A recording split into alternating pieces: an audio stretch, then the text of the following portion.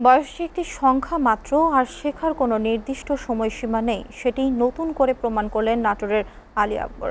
জীবনের কঠিন বাস্তবতায় শৈশবে পড়াশোনা থমকে গেলেও থামেনি তার স্বপ্ন। সন্তানদের মানুষ করার পর কারিগরি শিক্ষা বোর্ড থেকে 2026 সালের এসএসসি পরীক্ষায় জিপিএ 4.35 পেয়ে উত্তীর্ণ হয়েছেন 54 বছর বয়সী এই প্রবীণ শিক্ষার্থী। রাজশাহী থেকে জাকারিয়া হোসেনের ক্যামেরায় জাহিদ হাসানের প্রতিবেদন। দারিদ্র্যের কোষাঘাতে শৈশবেই স্কুল বেঞ্চ ছাড়তে হয়েছিল নাটোরের বাগাতিপাড়ার বাসিন্দা আলী আকবরকে। বই খাতার বদলে জীবনের কঠিন সংগ্রামী হয়ে ওঠে তার নিত্যসঙ্গী। সংসারের হাল ধরতে অল্প বয়সেই নামেন কর্মজীবনে।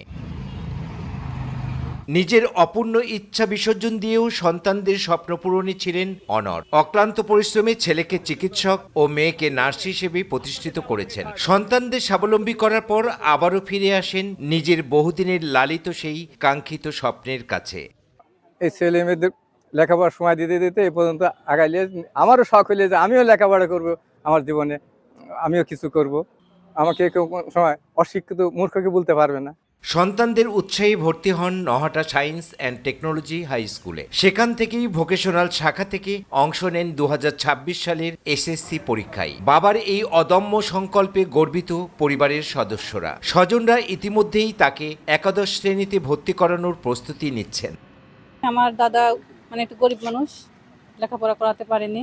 আমরা যখন একটু স্টেবল হলাম, চাকরিতে জয়েন করলাম, তখন আমরা ভাবলাম যে আমার বাবাকে একটু পড়াশোনা করাবো, তার একটু আগ্রহ আছে, এই জন্য আমরা তাকে ভর্তি করে দিলাম। আলী আকবরের এই অসাধারণ অর্জন স্থানীয়দের মাঝেও ব্যাপক সাড়া ফেলেছে। বয়স বা প্রতিকূলতা যে শিক্ষার পথে চূড়ান্ত বাধা হতে পারে না, সেটি প্রমাণ করে প্রশংসায় ভাসছেন তিনি।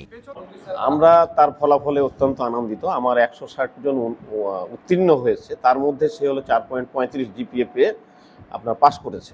সেই ক্ষেত্রে এই 54 বছর বয়সী একজন ছাত্র পাশ করাতে যারা ঝরে পড়া ছাত্র আছে, এখনও তারা ভর্তি হয়নি বা লেখাপড়া করেনি, এদের একটা তিনি উৎসাহ অনুপ্রেরণা তাদের জন্য একটা বড় একটা বিষয়।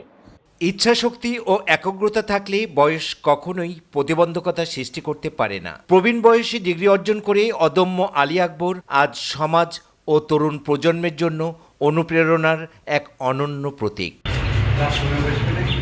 জাহিদ হাসান, এসএটিভি, রাজশাহী।